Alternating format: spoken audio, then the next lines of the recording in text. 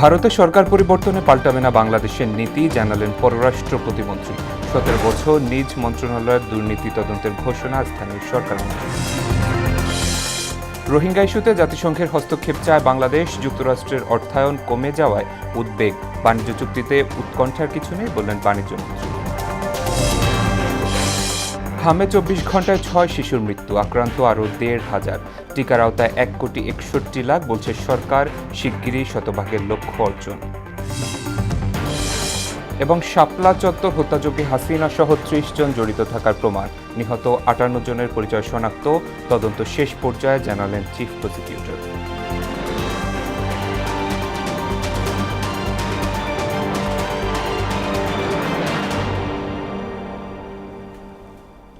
আসসালামু আলাইকুম, মোহনা সংবাদে সবাইকে স্বাগত। এতক্ষণ শুনছিলেন শিরোনাম, পুরো সংবাদ জুড়ে সঙ্গে আছি শেখ সাব্বির হোসেন। প্রধানমন্ত্রী তারেক রহমানের কাছে সরকারি বিভিন্ন দপ্তর সংস্থার 38টি অডিট রিপোর্টের পর্যবেক্ষণ ও সুপারিশ হস্তান্তর করা হয়েছে। সকালে সচিবালয়ের প্রধানমন্ত্রীর দপ্তরে সব রিপোর্ট জমা দেন বাংলাদেশ মহা হিসাব নিরীক্ষক ও নিয়ন্ত্রক মোহাম্মদ নুরুল ইসলাম। এ সময় উপস্থিত ছিলেন মন্ত্রিপরিষদ সচিব নাসিমুল গনি ও অর্থ সচিব ডক্টর খায়রুজ্জামান মজুমদার সহ সংশ্লিষ্ট বিভাগের কর্মকর্তারা।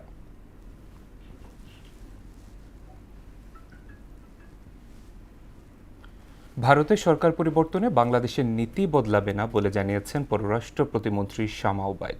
ডিসি সম্মেলনের তৃতীয় দিনে পররাষ্ট্র মন্ত্রণালয়ের সঙ্গে বৈঠক শেষে একথা জানান তিনি। পরে স্থানীয় সরকার মন্ত্রী মির্জা ফখরুল ইসলাম আলমগীর বলেন, গেল 17 বছর স্থানীয় সরকার মন্ত্রণালয়ের দুর্নীতির বিষয়ে শিগগিরই তদন্ত শুরু হবে। মফিউর রহমানের রিপোর্ট। ডিসি সম্মেলনের তৃতীয় দিনে মধ্যাহ্নবিরতির পর বৈঠকে অংশ নেয় পররাষ্ট্র ও স্থানীয় সরকার মন্ত্রণালয়। সভা শেষে পররাষ্ট্র প্রতিমন্ত্রী বলেন, ভারতে জাতীয় বা রাজ্য সরকার নির্বাচন তাদের আভ্যন্তরীণ বিষয়। যে সরকারই আসুক, বাংলাদেশের পররাষ্ট্রনীতি একই থাকবে বলেও জানান তিনি। ভারতের নির্বাচন ভারতের অভ্যন্তরীণ ব্যাপার। আমাদের বাংলাদেশের foreign policy across the board একই থাকবে। আমাদের বাংলাদেশ প্রথম বা বাংলাদেশ ফার্স্ট নীতিতে আমাদের ফরেন পলিসি, সেটা যেই সরকারই আসুক না কেন সেটা আমাদের ফরেন পলিসি পরিবর্তন হবে না। দালাল চক্রের হাত থেকে বাঁচতে এবং বিনা প্রশিক্ষণে কেউ যাতে বিদেশ না যায় সে বিষয়ে সাধারণ মানুষকে সচেতন করতে ডিসিদের নির্দেশনা দেওয়া হয়েছে বলেও জানান তিনি। বাংলাদেশিরা যে বিভিন্ন দালাল চক্রের হাতে পড়ে তারা বিদেশে যে বিপদে পড়ছে, অনেক সময় তারা মৃত্যুবরণ করছে, এই সকল যদি আমাদের রোধ করতে হয় তাহলে আমাদের জেলার প্রশাসকদের একটা বড় ভূমিকা আছে। পরে বৈঠক শেষে স্থানীয় সরকারমন্ত্রী বলেন, গেল 17 বছর স্থানীয় সরকার মন্ত্রণালয়ে ব্যাপক দুর্নীতি হয়েছে, শিগগিরই তার তদন্ত শুরু হবে বলেও জানান তিনি। গত 16 বছরে ইনফ্যাক্ট স্থানীয় সরকারের যে মূল যেটা কমিউনিকেশন যেটাকে বলি, এই জায়গাটা অনেক ক্ষতিগ্রস্ত হয়েছে। সবচেয়ে দুর্ভাগ্যজনক হচ্ছে যে ব্যাপক আপনার দুর্নীতি হয়েছে। সেই বিষয়গুলো আমরা আমাদের মন্ত্রণালয়ের তরফ থেকে আমরা তদন্ত করব এবং একই সঙ্গে সেগুলো যেন ভবিষ্যতে না ঘটে সেটা আমরা দেখব। স্থানীয় সরকার নির্বাচন বিষয়ে তিনি বলেন, সরকার আগামী 1 বছরের মধ্যে স্থানীয় সরকার নির্বাচন করার কথা ভাবছে। আমরা আগেও বলেছি, এখনো আমরা বলছি যে আমরা চেষ্টা করব 1 বছরের মধ্যে আগামী সমস্ত টায়ারগুলোতে নির্বাচন হয়ে যাওয়ার জন্য। নির্বাচন সামনে রেখে জনগণকে সঙ্গে নিয়ে কাজ করতে ডিসিদের নির্দেশনা দেওয়া হয়েছে বলেও জানান মির্জা ফখরুল। জেলা পর্যায়ের যারা কর্মকর্তা তাদের সঙ্গে। মফিউর রহমান, মোহনা সংবাদ, ঢাকা। বৈশ্বিক সংকটে রোহিঙ্গা ইস্যু বিশ্ব সম্প্রদায়ের আড়ালে চলে না যায় সে বিষয়ে জাতিসংঘের হস্তক্ষেপ কামনা করেছেন স্বরাষ্ট্রমন্ত্রী সালাউদ্দিন আহমেদ। সকালে সচিবালয়ে নিজ দপ্তরে জাতিসংঘের শরণার্থী বিষয়ক হাইকমিশনারের বাংলাদেশ প্রতিনিধি ইভো ফ্রেসেনের সঙ্গে সৌজন্য সাক্ষাতে সহযোগিতা চান তিনি। সীমিত সংখ্যক শরণার্থী মানবেতর জীবনযাপন করছে উল্লেখ করে ইউএন প্রতিনিধি ক্যাম্প সম্প্রসারণের আহ্বান জানালেন স্বরাষ্ট্রমন্ত্রী। তিনি জানান, মানবিক কারণে বিপুল সংখ্যক রোহিঙ্গাকে আশ্রয় দিলেও বর্তমান আন্তর্জাতিক অর্থায়ন আশঙ্কাজনক হারে কমছে। বিশেষ করে যুক্তরাষ্ট্রের বরাদ্দ 50% কমে যাওয়ায় এ উদ্বেগ প্রকাশ করেন তিনি। বাংলাদেশ ও যুক্তরাষ্ট্রের মধ্যকার বিদ্যমান বাণিজ্য চুক্তি নিয়ে নতুন করে আলোচনা শুরু হয়েছে। এটা নিয়ে অহেতুক উদ্বেগের কিছু নেই বলে জানিয়েছেন বাণিজ্যমন্ত্রী খন্দকার আব্দুল মুক্তাদির। সকালে বাণিজ্য মন্ত্রণালয়ের মার্কিন সহকারী বাণিজ্য প্রতিনিধি ব্রেন্ডন লিঞ্চের সঙ্গে বৈঠক শেষে কথা জানান তিনি। আলোচনায় উঠে আসে দ্বিপাক্ষিক বাণিজ্য ও বিনিয়োগের নানা দিক। মনিরুল ইসলামের প্রতিবেদন। ডক্টর ইউনূস নেতৃত্বাধীন অন্তর্বর্তী সরকারের সঙ্গে মার্কিন বাণিজ্য চুক্তি নিয়ে সরগরম সামাজিক যোগাযোগ মাধ্যম। এমন বাস্তবতায় যুক্তরাষ্ট্রের দক্ষিণ মধ্য এশিয়ার সহকারী বাণিজ্য প্রতিনিধি ব্রেন্ডন লিন্স বাংলাদেশ সফরে আসেন। সাম্প্রতিক চুক্তিসহ নানান ইস্যুতে বাণিজ্য মন্ত্রীর সঙ্গে বৈঠক করেন মার্কিন এই কূটনীতিক। পরে আলোচনার বিষয়বস্তু তুলে ধরেন মন্ত্রী। যে কোনো চুক্তি দুইটা পক্ষের মধ্যে হয় এবং দুইটা পক্ষ যখন কোনো একটা বিষয় আলোচনা করে তো সংশ্লিষ্ট পক্ষ তো তার জিনিসগুলিকে সুবিধা পাওয়ার জন্য চেষ্টা করে। তিনি বলেন, পারস্পরিক স্বার্থকে প্রাধান্য দিয়েছে আন্তর্জাতিক এই চুক্তি। বর্তমান সরকার এই চুক্তিটি উত্তরাধিকার হিসেবে পেয়েছে। এটি বাতিলের সুযোগ নেই, বরং একে কাজে লাগিয়ে উইন উইন পরিস্থিতির দিকেই যেতে চায় সরকার। উভয় পক্ষের জন্য একটা উইন উইন সিচুয়েশন তৈরি করার চেষ্টা হয়। তো এই চুক্তিটা একটা বাস্তবতা, এটা আমরা ইনহেরিট করেছি, উত্তরাধিকার সূত্রে পেয়েছি। এই চুক্তির থেকে যতটুকু সম্ভব আগামী দিনে ট্রেড এবং ইনভেস্টমেন্টের জন্য আমরা আমাদের অনুকূলে চুক্তিটাকে কাজে লাগাতে পারি, সেটি হবে আমাদের আগামী দিনের প্রচেষ্টা। সম্প্রতি যুক্তরাষ্ট্রের শুরু করা একটি তদন্ত প্রক্রিয়ার বিষয়ে উদ্বেগ জানান মন্ত্রী। বলেন, বাংলাদেশের পণ্য ডাম্পিং কিংবা ওভার ক্যাপাসিটির অভিযোগ ভিত্তিহীন। কস্ট প্রাইসের নিচে গিয়ে আমরা কোথাও পাঠাতে পারি সেই অর্থনৈতিক সক্ষমতাই আমাদের নাই। আর আমাদের যে ফর্মাল সেক্টর, মূলত আমাদের রপ্তানি তো তৈরি পোশাক কেন্দ্রিক, তো সেইখানে সেই ফর্মাল সেক্টরটা এত বেশি স্ট্রিক্ট কমপ্লায়েন্সের মধ্যে আছে, সেখানে আপনার যে শিশু শ্রম বা অন্য কোনো ধরনের আইনের ব্যত্যয় হওয়ার কোনো সুযোগই নাই। বাণিজ্য ও বিনিয়োগ সম্পর্ক আরও জোরালো করতে দুই দেশই গঠনমূলক আলোচনার মাধ্যমে এগিয়ে যাবে বলেও আশা জানান তিনি। চুক্তির কোনো একটি ধারা বা একাধিক ধারা যেটি বাংলাদেশের স্বার্থের অনুকূল না, সেটাকে কারেক্ট করার প্রভিশনও এই চুক্তির মধ্যেই আছে। মনিরুল ইসলাম, মোহনা সংবাদ, ঢাকা। স্বৈরাচার এরশাদের মতো সারা দেশে প্রশাসক নিয়োগ দিয়ে বিএনপি রাষ্ট্র পরিচালনা করছে বলে মন্তব্য করেছেন এনসিপির মুখপাত্র আসিফ মাহমুদ সজীব ভুঁইয়া। তিনি আরও বলেন, দলটি গেল 17 বছর গণতন্ত্রকে রাজনীতির হাতিয়ার হিসেবে ব্যবহার করলেও নির্বাচিত হওয়ার পর তারা তা ভুলে গেছে। যারা জনপ্রতিনিধি হতে ব্যর্থ হয়েছেন তাদের দিয়ে সরকারি প্রতিষ্ঠান চালানোর পায়তারা করছে বিএনপি। বিকেলে রাজধানী বাংলা মোটর রূপায়ণ টাওয়ারে দলের কার্যালয়ে এক অনুষ্ঠানে তিনি এসব কথা বলেন। মোহাম্মদ এরশাদ যেমন সারা দেশে প্রশাসক নিয়োগ দিয়ে রাষ্ট্র পরিচালনা করেছিল, তারেক রহমান ঠিক এরশাদের মধ্যে রাষ্ট্র পরিচালনা করতে চাচ্ছেন। তারা বারবার গণতন্ত্রকেই তাদের একমাত্র রাজনীতির বস্তু হিসেবে ব্যবহার করেছেন বিগত 17-18 বছর, কিন্তু নির্বাচিত হওয়ার পরপরই তারা গণতন্ত্র ভুলে গেছেন। দেশে হাম ও হামের উপসর্গে গেল 24 ঘন্টায় 6 জনের মৃত্যু হয়েছে। এ সময় আক্রান্ত হয়েছে 1445 জন। বিকেলে স্বাস্থ্য অধিদপ্তরের নিয়মিত বিজ্ঞপ্তিতে এই তথ্য জানানো হয়। এদিকে রাজধানী হাসপাতালে প্রতিদিনই বাড়ছে হামে আক্রান্ত রোগীর সংখ্যা। আরও জানাচ্ছেন তরিকুল ইসলাম। দেশে হামের প্রকোপ ভয়াবহ আকার নিচ্ছে। মঙ্গলবার হামে আক্রান্ত হয়ে 6 জনের মৃত্যু হয়েছে, আর একদিন আগেই সর্বোচ্চ 17 প্রাণহানি দেখেছে দেশ। স্বাস্থ্য অধিদপ্তরের তথ্য অনুযায়ী 15 মার্চ থেকে এখন পর্যন্ত হাম ও এর উপসর্গে মোট মৃত্যু দাঁড়িয়েছে 317 জনে। আক্রান্ত সংখ্যাও বাড়ছে দ্রুত।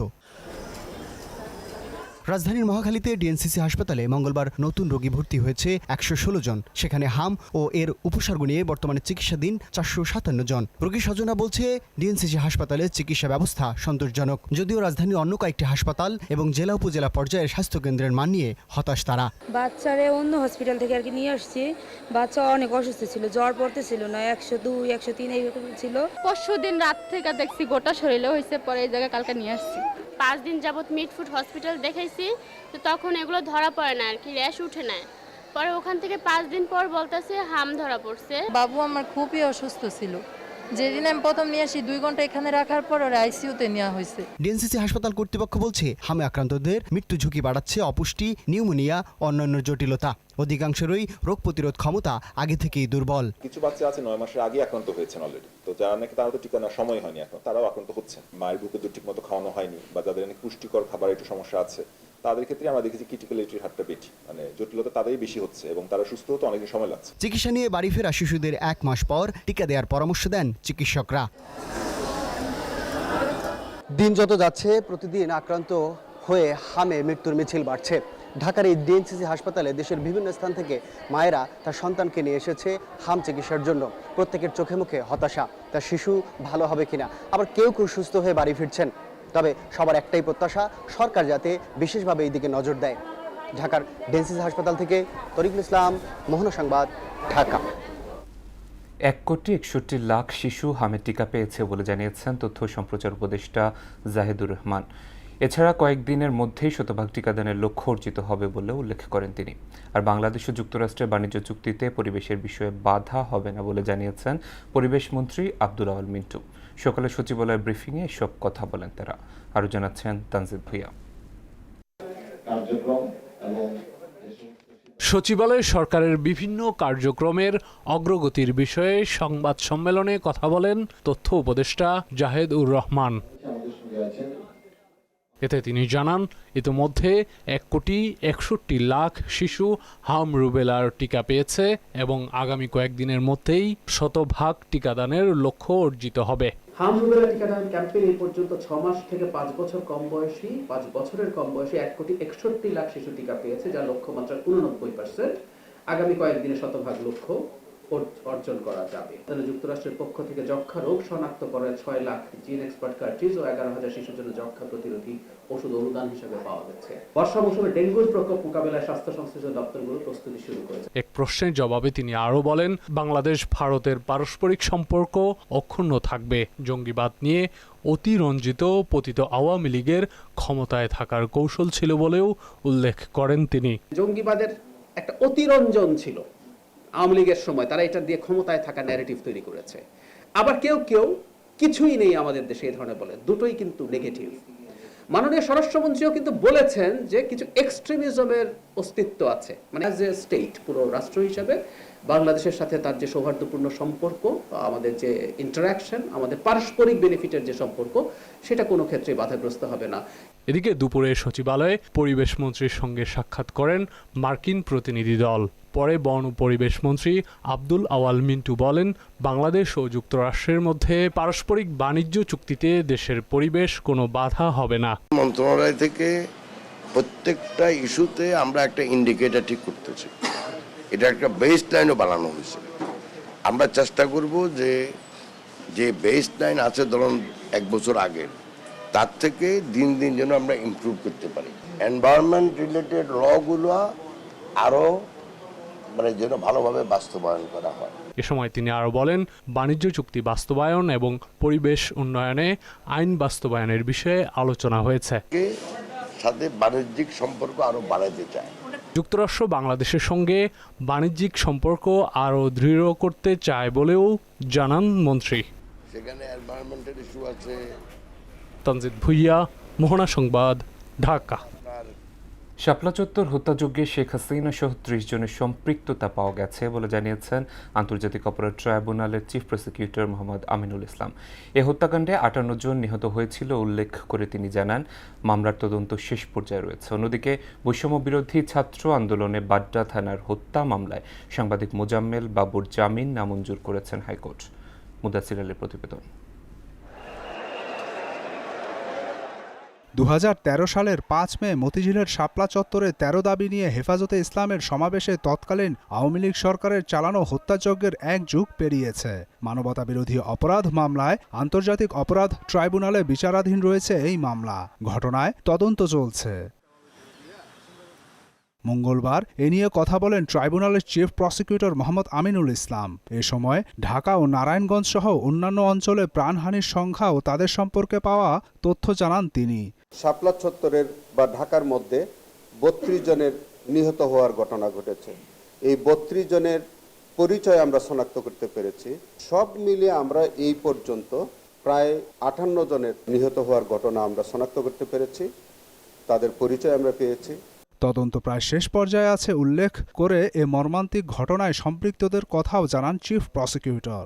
সরকার প্রধান থেকে শুরু করে তৎকালীন বাহিনী প্রধান, কমিশনার, পুলিশ কমিশনার সহ অনেকেই এটার সাথে জড়িত থাকতে পারে, যাদের নাম আমরা তদন্তের সাথে এখনই প্রকাশ করছি না। যাদের যাদের সংশ্লিষ্টতা আছে আমরা সবাইকে নিয়ে আসবো।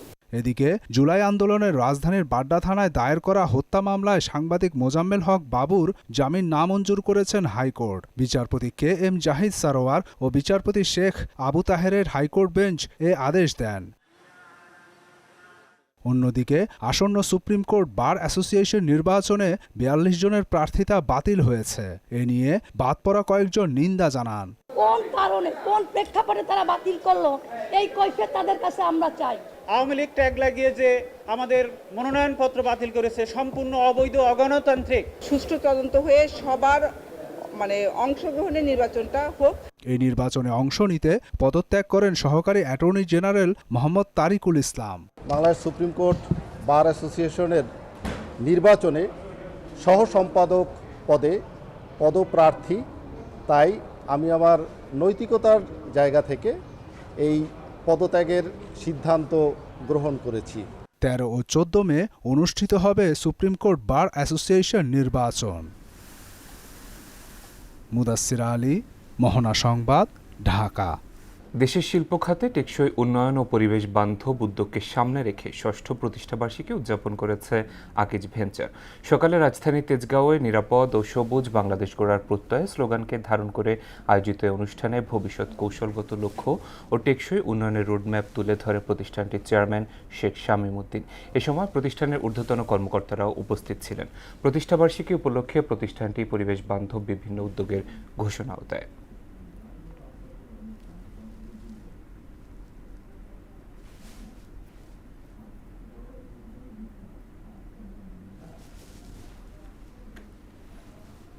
এবারে আন্তর্জাতিক প্রসঙ্গ।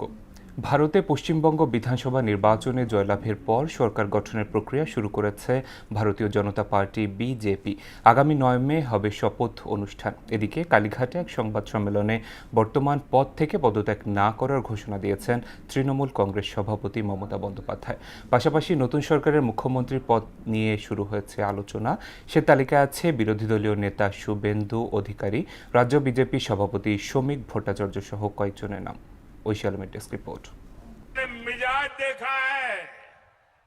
ভারতের পশ্চিমবঙ্গ বিধানসভা নির্বাচনে জয়লাভের পর সরকার গঠনের প্রক্রিয়া শুরু করেছে ভারতীয় জনতা পার্টি বিজেপি। আগামী 9 মে রবীন্দ্র জয়ন্তীতে নতুন সরকারের শপথ গ্রহণের পরিকল্পনা করছে দলটি। এদিকে নির্বাচন পরবর্তী সাংবিধানিক প্রক্রিয়াও শুরু হয়েছে। ভারতের নির্বাচন কমিশনের জ্যেষ্ঠ কর্মকর্তারা প্রিন্সিপাল সেক্রেটারি এস.বি. যোশী এবং সেক্রেটারি সুজিত কুমার মিশ্র কলকাতায় প্রধান নির্বাচন কর্মকর্তা মনোজ কুমার আগরওয়ালের কাছে নির্বাচনী ফলাফলের সরকারি গেজেট হস্তান্তর করবেন। এরপর বর্তমান মুখ্যমন্ত্রী মমতা বন্দ্যোপাধ্যায়কে পদত্যাগের আহ্বান জানানো হবে। একই সঙ্গে নতুন সরকার শপথ নেওয়া পর্যন্ত প্রশাসনের ধারাবাহিকতা বজায় রাখতে তাকে তত্ত্বাবধায়ক মুখ্যমন্ত্রী হিসেবে দায়িত্ব পালনের অনুরোধ করা হতে পারে। যদিও মুখ্যমন্ত্রীর পদ থেকে পদত্যাগ না করার ঘোষণা দিয়েছেন তৃণমূল কংগ্রেসের মমতা বন্দ্যোপাধ্যায়। কালীঘাটে এক সম্মেলনে একথা বলেন তিনি। আমি আগেই আপনাদের বলেছিলাম, আমার ভিডিও আপনারা দেখে নিন, তার 2 দিন আগে, যে ওরা কিন্তু প্রথমে বিজেপি এরিয়া দিয়ে শুরু করবে এবং ইলেকশনে কাউন্টিং হয় 14 থেকে 18 রাউন্ড। প্রথম 2-3টে রাউন্ড ওরা কিন্তু কাউন্টিং করবে, প্ল্যান করে বিজেপি ওখান থেকে, যাতে ছেলেপেলেদের মোরাল ভেঙে যায়, বিজেপি গুন্ডামি করতে সাহস পায়। এর মধ্যেই আলোচনা চলছে পশ্চিমবঙ্গের পরবর্তী মুখ্যমন্ত্রী নিয়ে। এক্ষেত্রে এগিয়ে রয়েছেন বর্তমান বিরোধী দলীয় নেতা শুভেন্দু অধিকারী, রাজ্য বিজেপির সভাপতি শ্রমিক ভট্টাচার্য, দলটির সাবেক সভাপতি দিলীপ ঘোষ, সুকান্ত মজুমদার, সাংবাদিক ও রাজ্যসভার সাবেক সাংসদ স্বপন দাশগুপ্ত। অন্যদিকে তামিলনাড়ুর পরবর্তী মুখ্যমন্ত্রী হওয়ার দৌড়ে এগিয়ে আছে জনপ্রিয় দক্ষিণ ভারতীয় অভিনেতা ও টিভিকে দলের সভাপতি বিজয় থালাপাতি। ঐশী আলম, মোহনা সংবাদ। দর্শক, শেষ করব মোহনা সংবাদ যাবার আগে শিরোনামগুলো আরো।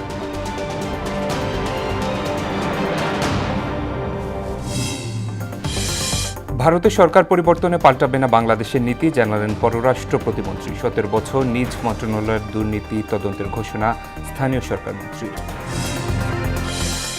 রোহিঙ্গা ইস্যুতে জাতিসংঘের হস্তক্ষেপ চায় বাংলাদেশ, যুক্তরাষ্ট্রের অর্থায়ন কমে যাওয়ায় উদ্বেগ, বাণিজ্য চুক্তিতে উৎকণ্ঠার কিছু নেই, জানালেন বাণিজ্যমন্ত্রী।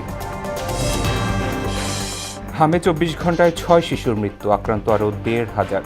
টিকার আওতায় 1,61,00,000 বলছে সরকার, শিগগিরই শতভাগের লক্ষ্য অর্জন। এবং শাপলা চত্বর হত্যাযজ্ঞে হাসিনা সহ 30 জন জড়িত থাকার প্রমাণ, নিহত 58 জনের পরিচয় শনাক্ত, তদন্ত শেষ পর্যায়ে, জানালেন চিফ প্রসিকিউটর। এই ছিল মোহনা সংবাদে। পরবর্তী সংবাদ রাত 12টায়। মোহনার সব শেষ খবর জানতে ভিজিট করুন www.mohana.tv। সংবাদ দেখতে পারেন ফেসবুক এবং ইউটিউবে। এতক্ষণ সঙ্গে থাকার জন্য ধন্যবাদ।